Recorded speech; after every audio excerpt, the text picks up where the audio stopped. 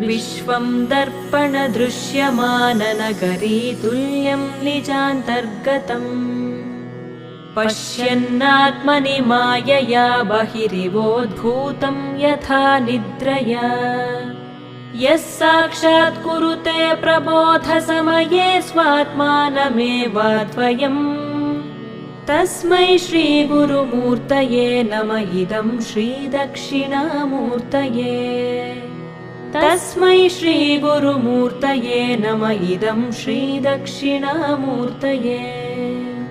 बीजस्यान्तरिवाङ्कुरो जगदिदं प्राङ्निर्विकल्पं पुनः